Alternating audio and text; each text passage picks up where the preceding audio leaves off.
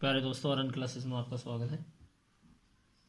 आपका जो chapter number 5 चल रहा था, कंटिन्यूटी और डिफरेंसिबिलिटी, जिसके अंदर हमने क्वेश्चन नंबर 25 तक करा दिए थे।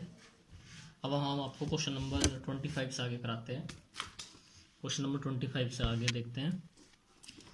तो वीडियो को शुरू से करने से पहले मैं आपसे ये कहना चाहूँगा कि आप मेरे चैनल को लाइक कीजिए, सब्सक्राइब कीजिए, शेयर कीजिए, जिससे कि ज़्यादा से ज़्यादा लोग इसका प्रॉफिट ले सकें, ज़्यादा से ज़्यादा लोगों के पास पहुंच सके ये वीडियो।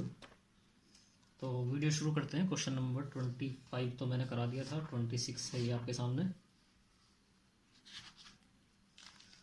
तो 26 क्वेश्चन को मैं स्टार्ट कराने से पहले मैं आपको जो है एनसीईआरटी दिखा देता हूँ।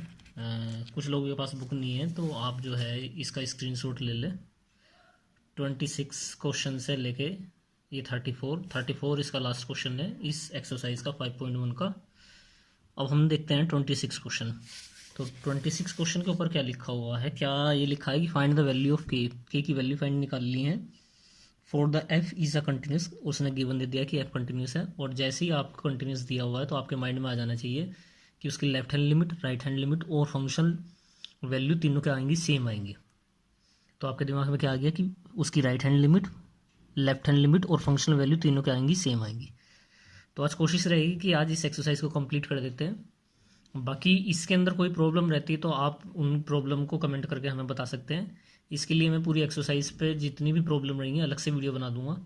इसके लास्ट में 5.1 की जितनी भी प्रॉब्लम रही है। तो वीडियो को स्टार्ट करते हैं। Question number 26। क्वेश्चन नंबर 26 लिखा हुआ है कि एफ एक्स बराबर के cos X upon pi minus 2x if X is not equal to पाई/2, और यदि x के बराबर पाई/2 के हो तो क्या आएगा? 3। क्वेश्चन को समझें कि लिमिट जो दे रखी है आपको x बराबर पाई/2 दे रखी है, लेकिन इस पाई/2 की तो कंडीशन दी हुई है कि यदि पाई/2 के बराबर ना हो तो ये आएगा, और पाई/2 के बराबर हो तो 3 आएगा। तो सबसे पहले हम कंटिन्यूटी जो चेक करेंगे वो किस पे? x बराबर पाई/2 पे, क्योंकि फंक्शन जो अपना नेचर चेंज कर रहा है पाई/2 पे कर रहा है। लेकिन क्वेश्चन में गिवन है स्टार्टिंग में ही, आप यदि पढ़ेंगे तो ये लिखा है कंटिन्यूस है, यानी कि फंक्शन क्या है? कंटिन्यूस है। और कंटिन्यूस होने के लिए उसकी left hand limit, right hand limit और फंक्शनल वैल्यू तीनों सेम होती है। यानी कि आपको कहीं ना कहीं आपको क्वेश्चन में यदि उसने लिख के दे दिया है कि कंटिन्यूस है यानी कि सतत है, तो आपको कहीं ना कहीं उसने क्वेश्चन में एक आपको ये पता चल गया है कि वो जो है उसकी left hand limit, right hand limit और फंक्शनल वैल्यू तीनों क्या है? सेम। किस चीज़ पे सेम है? पाई/2 पे सेम है। यानी कि किस पॉइंट पे सेम है? पाई/2 पे। तो सबसे पहले हमने क्या लिखा है कि फंक्शन जो है गिवन दिया हुआ है कि कंटिन्यूस है, किस पे? x बराबर पाई/2। तो then left hand limit, right hand limit और फंक्शनल वैल्यू सेम होंगी। ये तो ऑब्वियस सी बात है कि आप जो है यदि कोई फंक्शन कंटिन्यूस होता है तो कब होगा कंटिन्यूस? वही किसी पॉइंट पे जब उसकी लेफ्ट हैंड और राइट हैंड और तुम फंक्शनल डेरिवेटिव वैल्यू तीनों क्या आएंगी? सेम आएंगी। फंक्शनल वैल्यू, डेरिवेटिव तो अभी आगे नेक्स्ट चैप्टर में आएगा। फंक्शनल वैल्यू, ये फंक्शनल वैल्यू है, राइट हैंड लिमिट है, लेफ्ट हैंड लिमिट है। सेम प्रोसेस वही है, लास्ट में निकाल के बस तीनों को सेम बराबर रख देना है। जैसे हम पहले क्या निकालते थे? Functional value. तो सबसे पहले फंक्शनल वैल्यू देख लेते हैं। तो फंक्शनल वैल्यू क्या लिखी है? किस पे निकालनी है? पाई/2। जब x बराबर पाई/2 है तो क्या है? 3 है। जब x बराबर पाई/2 है तो डायरेक्ट लिख देंगे 3। अब लेफ्ट हैंड लिमिट यानी कि x पाई/2 माइनस, ये तो अब आपको समझ में आ गया होगा कि लेफ्ट हैंड लिमिट में क्या होता है? माइनस होता है। उसके बाद लेफ्ट हैंड लिमिट पाई/2 माइनस हो गया, ये क्या हो जाएगा? पाई/2 माइनस h हो जाएगा। और पाई/2 माइनस h का मतलब क्या है कि फंक्शन में से कुछ, पाई/2 में से कुछ माइनस हो रहा है, और h क्या है? वेरी स्मॉल क्वांटिटी है। तो पाई/2 में से कुछ माइनस होगा तो पाई/2 के तो बराबर रहेगा नहीं। और ये क्या लिखा है कि जब पाई/2 के बराबर ना हो तो k क्या है? k कोस x अपॉन पाई-2x है f(x). बात को समझो, जब पाई/2 के बराबर नहीं है तो जब पाई/2 में से कुछ घटेगा तो पाई/2 के तो बराबर आएगा नहीं। माइनस होगा, कुछ भी माइनस करोगे तो पाई/2 के तो बराबर आएगा नहीं। तो फंक्शन क्या हो जाएगा? k कोस x upon पाई-2x।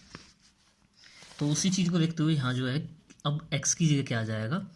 पाई/2 minus h upon पाई-2 पाई/2 माइनस h। यानी कि जहाँ ये x है वहाँ पर रख दीजिए पाई/2 माइनस h। क्यों रखा? क्योंकि यहाँ क्या लिखा है? पाई/2 माइनस h। अब इसको देखोगे आप तो आपको ध्यान से समझ में आ जाएगा ये क्या है। ये आपका है फर्स्ट क्वाड्रेंट है, क्योंकि कोस 90 माइनस थीटा या फिर 90 माइनस थीटा आपको मैंने क्वाड्रेंट पढ़ाए थे। फर्स्ट क्वाड्रेंट क्या होता है? प्लस का थीटा, 90 माइनस थीटा और 360 प्लस थीटा। तो ये क्या है? आपका फर्स्ट क्वाड्रेंट है। और कोस पाई/2 माइनस थीटा, या यहाँ तो एच दिया हुआ है तो एच क्या होता है? साइन एच या साइन थीटा। क्योंकि कोस 90 माइनस थीटा क्या होता है साइन थीटा, और साइन 90 माइनस थीटा क्या होता है कोस थीटा। तो ये कोस 90 माइनस एच लिखा हुआ है, तो क्या हो जाएगा साइन एच, और इस 2 के अंदर मल्टीप्लाई करते हैं तो ये 2 से 2 कैंसिल हो जाएगा और ये 2h हो जाएगा। कहने का मतलब इस पाई से ये पाई कैंसिल हो गया। अब यहाँ बचा क्या 2h, यहाँ बचा क्या 2h बचा। अब ये जो है लिमिट किस पे वर्क कर रही है, किस पे काम कर रही है, h पे काम कर रही है, तो उसके लिए k और 2 जो क्या है कांस्टेंट है। लिमिट जो है किसके लिए काम कर रही है, लिमिट काम कर रही है आपकी किसके लिए, h के लिए। कैसे पता चला, ये देखिए h के बराबर दे रखी है, ये आपका h है, तो ये आपका k/2 क्या है कांस्टेंट है, तो k/2 को बाहर निकाल लिया, और ये limit s tends to 0 sine h upon h हो गया। अब ये आपने आपका लिमिट वाला चैप्टर पढ़ा हो तो उसमें आपको पता चल गया होगा कि ये किसके बराबर होता है, ये होता है 1 के। जिन्होंने अभी पढ़ानी है लिमिट वाला चैप्टर, तो हम आगे अभी पढ़ाएंगे लिमिट वाला चैप्टर, तो आप डायरेक्टली याद कर लें कि जब limit s tends to 0 sine h upon h होगा तो उसकी वैल्यू क्या आएगी 1 आएगी, तो डायरेक्टली होती है 1 लिख दें। तो लेफ्ट हैंड लिमिट क्या आ गई k/2। फिर से समझें, पाई/2 पे चेक कर देते, पाई/2 माइनस h हो गया, x की जगह पाई/2 माइनस h रख दिया। ये फर्स्ट क्वाड्रेंट है, कोस किस में बदल गया साइन में बदल गया, ये कट गया, k/2 बाहर निकल गया। क्यों निकल गया, क्योंकि h पे ये काम कर रही है लिमिट। इसकी वैल्यू क्या है 1 है, किस चैप्टर से, लिमिट वाले चैप्टर से। अभी आप डायरेक्ट याद रखें, जिन्होंने पढ़ रखा बहुत अच्छी बात है, नहीं तो हम आगे पढ़ाएंगे। ये क्या आ जाएगा k/2। ऐसी अब इसकी राइट हैंड लिमिट निकाल लेते हैं।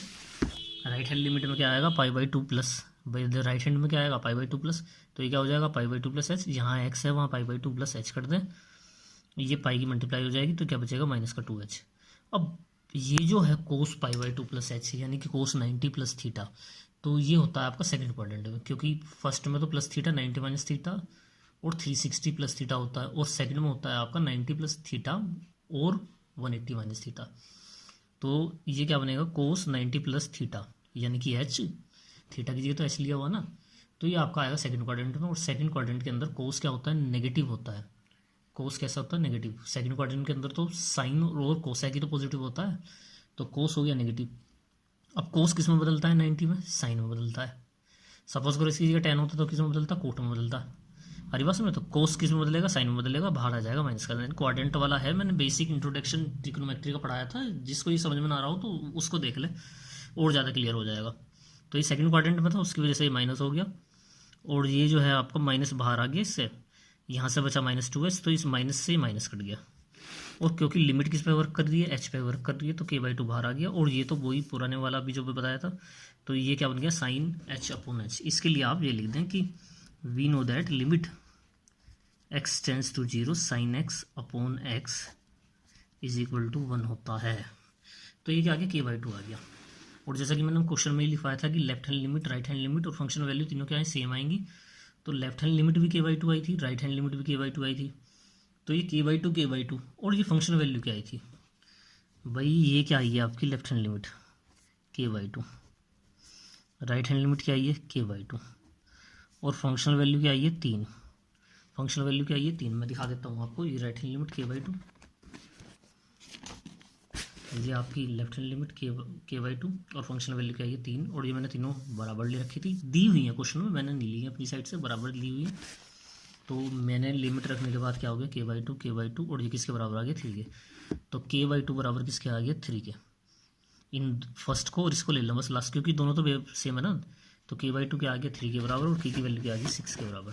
इनमें से किसी को एक को भी इसके बराबर रख दें, हमारी बात समझे, तो k/2 बराबर किसके आ गए 6 के। आगे क्वेश्चन नंबर 27 देखते हैं।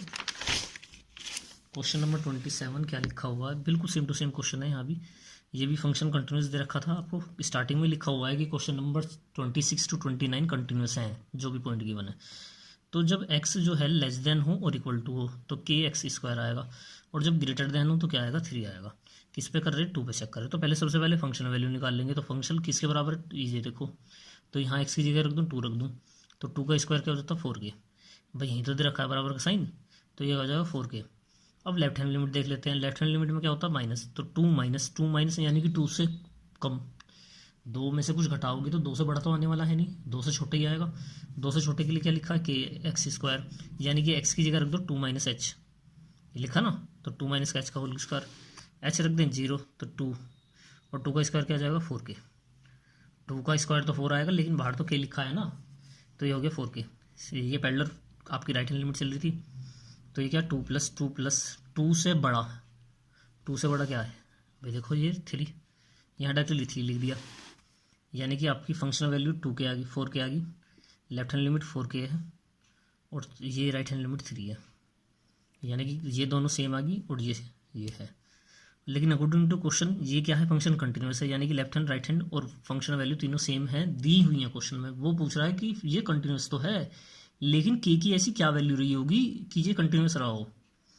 आई बात सुने, तो मैंने क्या किया, लेफ्ट हैंड राइट हैंड ये फंक्शन वैल्यू इन्हें दे रखी सेम, मैंने यहाँ k की लेफ्ट हैंड की वैल्यू रख दी, यहाँ फंक्शन राइट हैंड लिमिट की रख दी और यहाँ फंक्शन की, और इस फर्स्ट को और सेकंड को पकड़ लिया, और फर्स्ट और सेकंड से 4k बराबर 3 आ गया और k बराबर क्या आ गया 3/4, k की वैल्यू आ गई। क्वेश्चन हो गया कंप्लीट। वीडियो को पॉज करके भी नोट कर सकते हैं। क्वेश्चन नंबर 28 में क्या कहता है, kx+1 है, कब, जब x जो है less than and equal to pi है, और जब पाई से बड़ा है तो क्या आएगा, कोस x है। किस पे चेक कर रहे हैं, पाई पे चेक कर रहे हैं, तो सबसे पहले क्या निकली, फंक्शन वैल्यू बराबर का साइन तो ये रहा भाई, तो यहाँ रख दें x की जगह पाई, तो क्या हो जाएगा k π+1। अब रही बात लेफ्ट हैंड लिमिट की, और लेफ्ट और राइट में पैरेलल लेकर चलूँगा, तो लेफ्ट में क्या होता है माइनस होता है, राइट में क्या होता है प्लस होता है। यहाँ इस चेंज तो पाई माइनस एच हो जाएगा, यहाँ पाई प्लस एच हो जाएगा। पाई माइनस एच का मतलब पाई से छोटा, तो यहाँ एक्स की जगह रख दूँ पाई माइनस एच, ये रखा हुआ। पाई प्लस एच का मतलब क्या है, पाई से बड़ा, तो एक्स की जगह रख दूँ पाई प्लस एच रख दूँ, पाई प्लस एच। यहाँ तो कोई दिक्कत नहीं है, क्यों, क्योंकि एच की लिमिट रख दो, यहाँ क्या आ जाएगा k π+1 आ जाएगा। यहाँ प्रॉब्लम है, इसके लिए तो क्वाड्रेंट पढ़ना पड़ेगा। अब 180 प्लस थीटा, देखो first quadrant theta 90 minus theta 360 plus theta, second quadrant 90 plus theta 180 minus theta, और थर्ड क्वाड्रेंट 180 प्लस थीटा और 270 माइनस थीटा। तो ये क्या लिखा है 180 प्लस थीटा, और कोस 180 प्लस थीटा किसके बराबर होता है, पहली बात तो थर्ड क्वाड्रेंट के अंदर टेन और कोट पॉजिटिव होता है, तो कोस तो आएगा नेगेटिव। दूसरी बात, जो पॉइंट है आपका दूसरा पॉइंट ये है कि पाई में कोस का कोस रहता है, साइन का साइन रहता है, टेन का टेन रहता है, तो ये कोस का कोस रहेगा, तो माइनस का कोस एच आ जाएगा, और एच की वैल्यू रखूंगा तो क्या हो जाएगा कोस 0, और कोस 0 की वैल्यू तो 1 होती है, क्योंकि माइनस का साइन है तो माइनस का 1 हो जाएगा। तो आपकी functional value left hand limit right hand limit, क्योंकि क्वेश्चन कंटिन्यूस का था तीनों बराबर रख दी। इन दो तो सेम आई है, इन दो में से इस फर्स्ट सेकंड को और थर्ड को ले लें, और यहाँ से किसकी वैल्यू निकाल लें, k की वैल्यू निकाल लें। देखो जब भी आपको फंक्शन में कंटिन्यूस दिया हुआ है और आपसे कहे कि वो वैल्यू निकालिए जिसके लिए कंटिन्यूस है, तो आप लेफ्ट हैंड और राइट हैंड लिमिट और फंक्शनल वैल्यू तीनों निकाल दें, जैसे कि पहले निकालते हुए आ रहे हैं। बस थोड़ा सा चेंज ये है कि यहाँ पे कुछ रिलेशन बन जाएगा जिसको फाइंड करना है, और उस रिलेशन को से वैल्यू निकाल देनी है। जैसे कि यहाँ देखिए k का रिलेशन बना हुआ है k π+1, इसको और इसको ले लूँ तो किसकी वैल्यू निकल गई, k की वैल्यू निकल गई। k क्या आ गया -2/π। क्वेश्चन इंपॉर्टेंट है, ठीक है ना, तो क्या आ गया -2/π। तो वीडियो को पॉज करके नोट करते रहें, साथ के साथ नोट्स बना के चलें, तभी आपको ज़्यादा समझ में आएगा ये, ठीक है ना। ये मैं एक बार फिर से दिखा देता हूँ आपको, ये ठीक है ना। अब क्वेश्चन नंबर आपका 29 क्वेश्चन देख लेते हैं। 29 क्वेश्चन क्या कह रहा है कि f(x) बराबर kx+1, और x क्या है जब less than and equal to है 5k, और x जब 5 से बड़ा है तो ये है। किस पे चेक करनी है कंटिन्यूटी, 5 पे चेक करनी है। तो सबसे पहला पॉइंट देख लेते हैं x बराबर 5 वाला।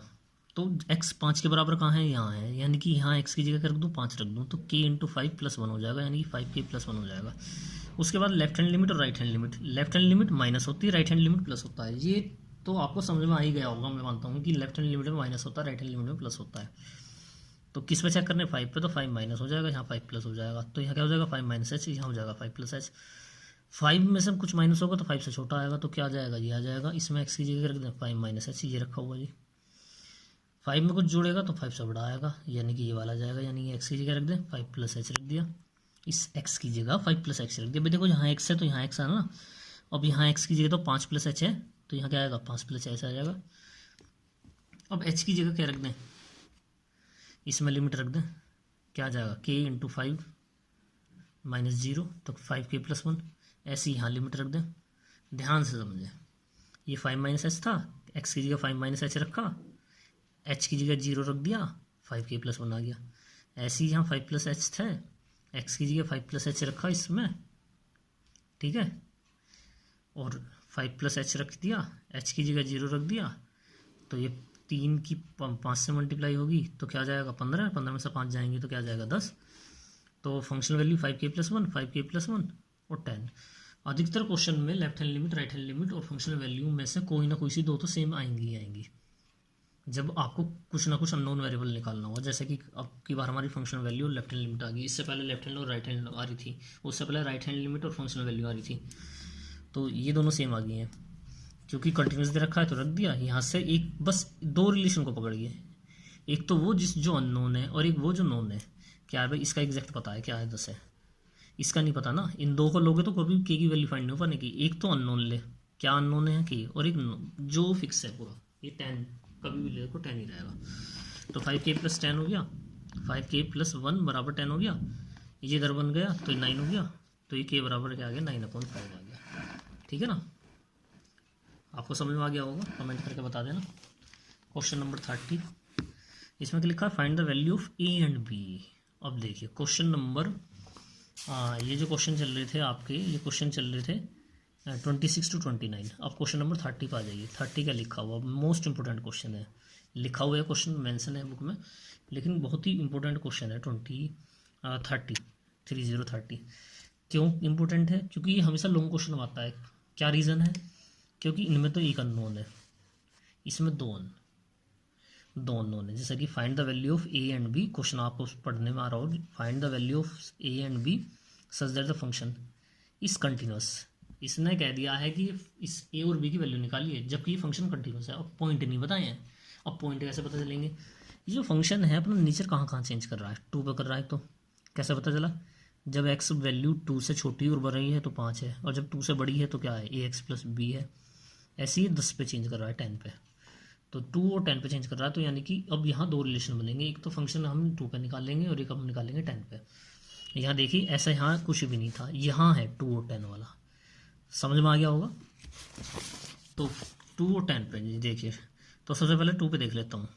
कंटिन्यूस दिया हुआ है तो पहले फंक्शनल वैल्यू 2, जब 2 के बराबर हो तो क्या भाई 5 है।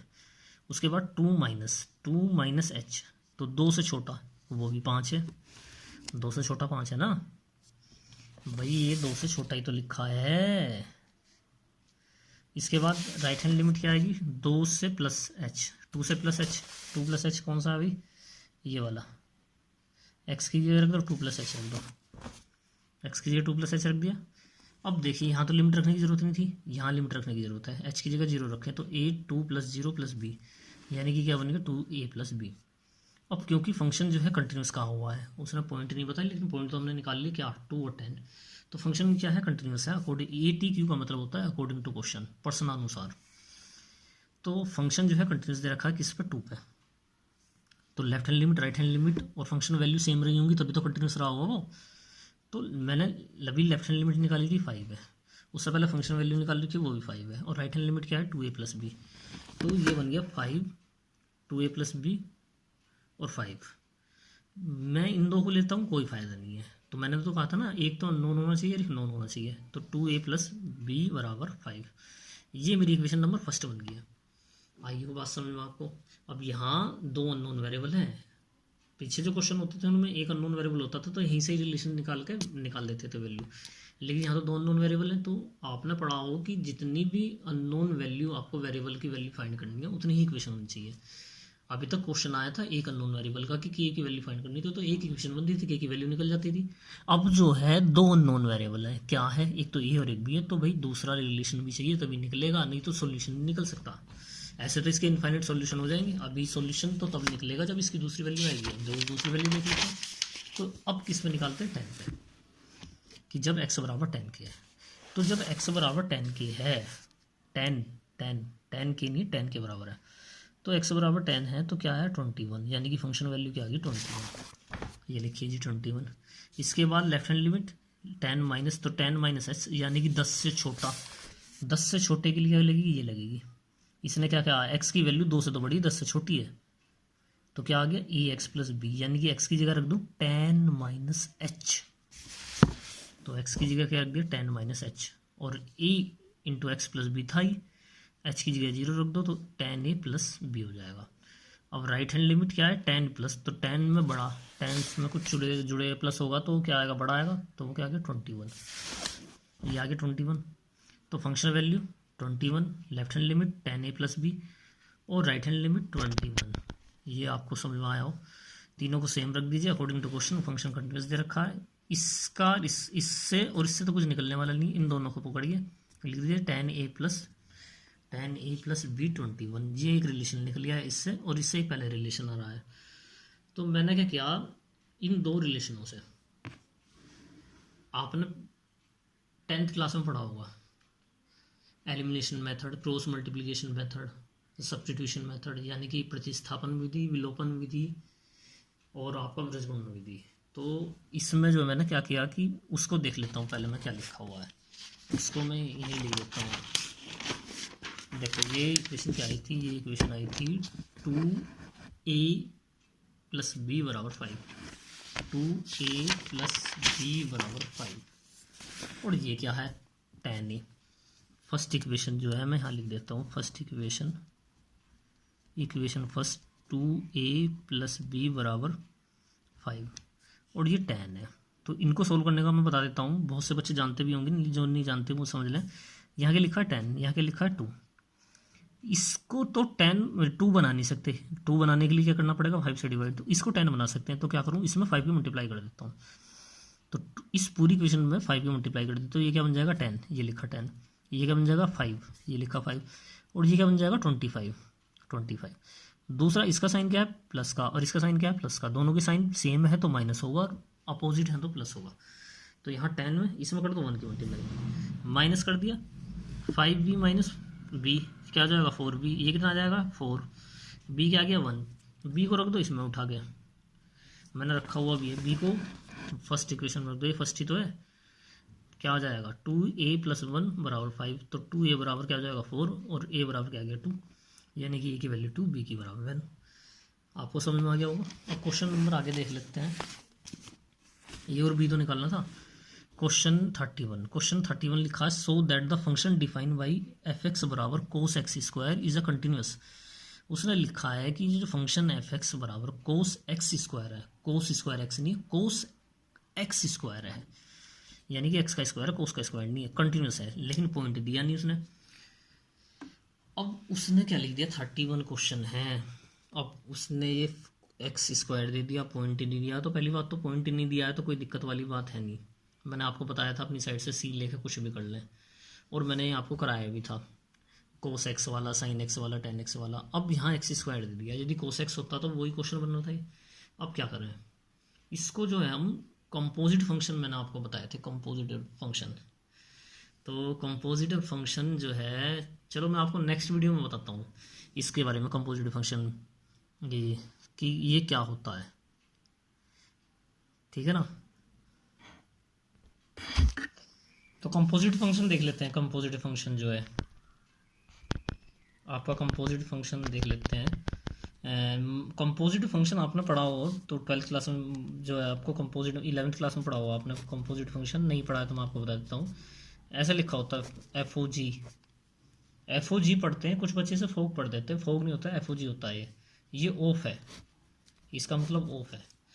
एफ ओ जी या जी ओ एफ, जब दो फंक्शन कंबाइंड होकर एक तीसरा फंक्शन बनाए तो उसे कहते हैं कंपोजिट फंक्शन। जैसे कि ये है, यहाँ पे दो फंक्शन है, पहले मैं आपको एफ ओ जी से कराता हूँ इंट्रोड्यूस। तो एफ ओ जी का मतलब क्या है, ये जो जी है पहले ये आएगा, यह क्या आ जाएगा जी एक्स, ठीक है ना।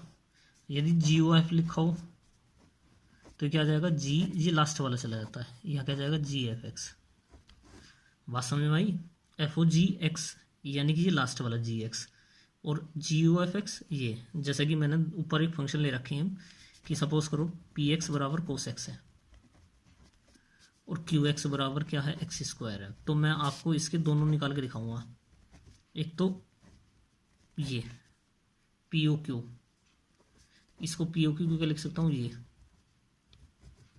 ये तो लिख सकता हूँ, और क्यू एक्स की वैल्यू क्या है, एक्स स्क्वायर।